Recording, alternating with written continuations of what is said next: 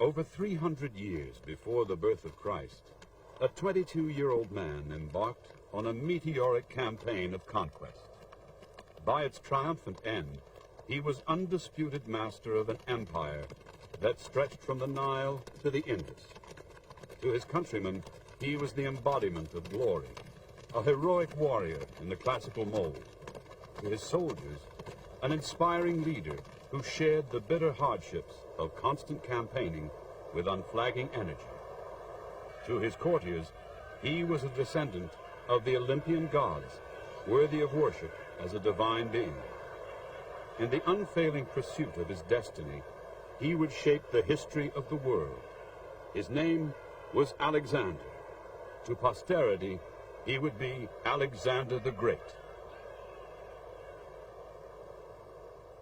The Athenians were a seafaring nation, and they expanded their influence around the Aegean Sea into Asia Minor, where they founded settlements and towns. Gradually, over the centuries, Athens had come to dominate its neighbors.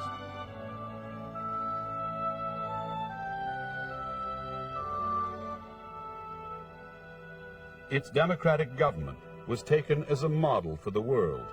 Its philosophers and artists were an inspiration to all.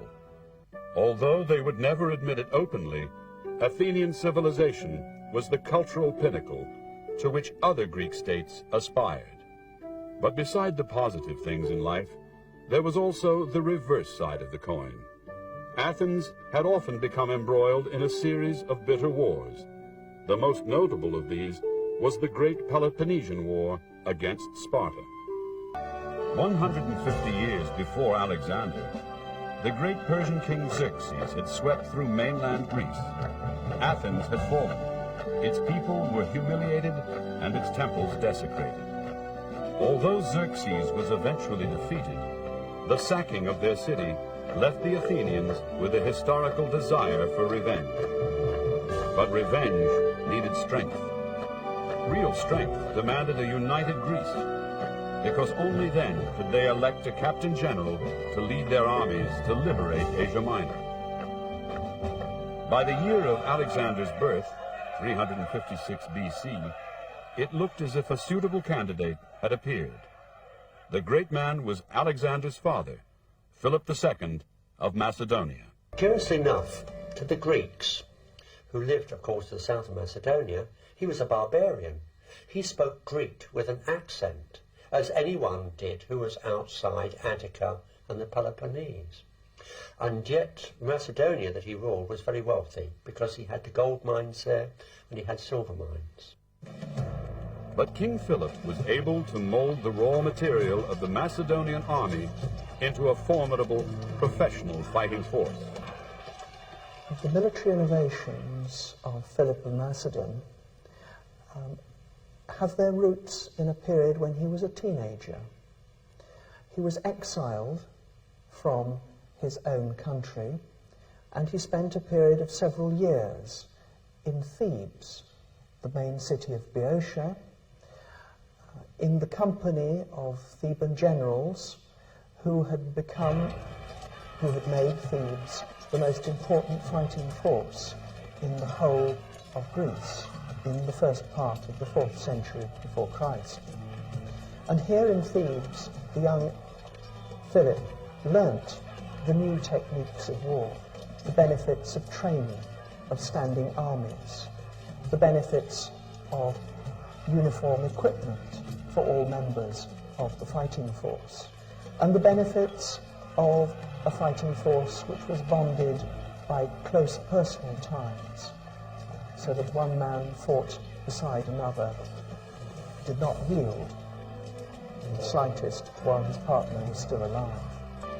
Despite the young man's vanity, and pleased by his son's efforts, King Philip educated his son to command of the Macedonian heavy cavalry. It was to prove an inspired move. At the Battle of Chaeronea, Alexander led a thunderous charge at the crucial point of the battle. By the defeat of the Athenian and Theban forces ranged against them, Philip finally united the city-states under his captain generalship. Consequently, the young Alexander's military successes and obvious ambition did not produce blind admiration from his father. Philip became convinced that if he marched against Persia, his son might usurp him at home. Equally, Alexander was terrified his father would confer the succession on a future son and deny him his divine right. His mother, Queen Olympias, sided jealously with her son. Philip decided to put her aside and take a new wife. At a banquet, at which father and son drank heavily, insults were exchanged and swords drawn. Alexander and his mother left Pella for exile. In 335 BC, with his final preparations for his Persian campaign in place, Philip arranged a marriage for his daughter. Naturally, Alexander and his mother were invited to attend the extravagant wedding celebrations. It must have been a fraught reunion, but none could have expected the outcome, with the possible exception of two people.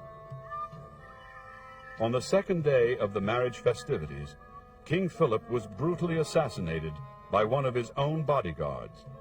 In the chaos that followed, members of the army stepped forward, proclaiming that the king was dead and the young Alexander be proclaimed king. Alexander was duly declared king by the army. Once the news of the king's murder spread, the delicate peace he had engineered swiftly collapsed. Widespread insurrections followed as the various states tried to break free. Alexander was swift to march against the rebel states. With astonishing speed, he outmaneuvered his enemies. Wisely, they gave in and recognized his authority. Nonetheless, as soon as he moved north, Athens and Thebes once more plotted against him. The people of Thebes rose up in revolt against their Macedonian garrison. Furious at their treachery, Alexander showed for the first time his ruthless iron streak. But it was no easy victory. The Thebans fought bravely and well, but their courage brought them no favors from the resolute Alexander.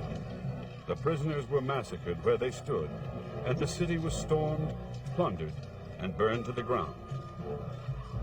Alexander's main aim in this was to terrify the rest of the Greek states into submission. In this, he succeeded. War, after all, is merely an extension of politics by other means. Alexander's generalship at Gaugamela is not very different from his generalship in most of his major battles. Most of his major battles were fought in ways in which the Macedonian phalanx was designed to keep the enemy in play, while the Macedonian cavalry was able to puncture the enemy line at points which the general, Alexander himself, believed to be particularly appropriate in the given circumstances of the battle. And so the battle began by the two sides reaching each other and conducting standard infantry warfare. This great generalship and an almost insatiable appetite for conquest took Alexander and his troops all over the known world. To North Africa, through great deserts, and on to Egypt, the mystical home of the pharaohs. It's a sobering thought, but the pyramids of Egypt were already ancient when Alexander stood and pondered in their shadow. He may well have been thinking of the problems associated with siege warfare. Alexander's genius was not confined to the battlefield. He was also an expert at laying siege to fortified cities. This art demanded great organizational abilities to combine the efforts of engineers, pioneers, soldiers, and in the case of ports, the navy to successfully blockade and reduce a garrison. But the legend of Alexander has made the real Alexander an elusive figure, particularly as each episode of Alexander's life was recorded and possibly finished to show a link with past heroes and a promise of future glories. One of the most famous and enduring stories of the boy Alexander was his taming of the wild stallion who would be his favorite horse for 20 years, Bucephalus. The young Alexander watched a succession of riders being thrown by a black horse whose face was marked with a white flash. Only Alexander had the ingenuity to notice that the horse was terrified of its own shadow. Alexander turned Bucephalus towards the sun, soothed it, and then leapt on its back. In recognition of his skill, the horse was presented to him, and a long association begun. Bucephalus carried Alexander across deserts, mountains, and rivers, and through his greatest battles. When the old war horse eventually succumbed, Alexander named an Indian city Bucephala in memory of his faithful, fearless companion. It was by such stories that biographers of Alexander, such as Plutarch, tried to explain his genius. Plutarch recorded that on the occasion of a visit by Persian ambassadors, Alexander talked freely with them and completely captivated them, not only by his pleasant manner, but because he did not bore them with childish questions, but inquired about how far they had traveled, the conditions in Persia, the character of their king, his experience in war, and the military strengths of the Persian army.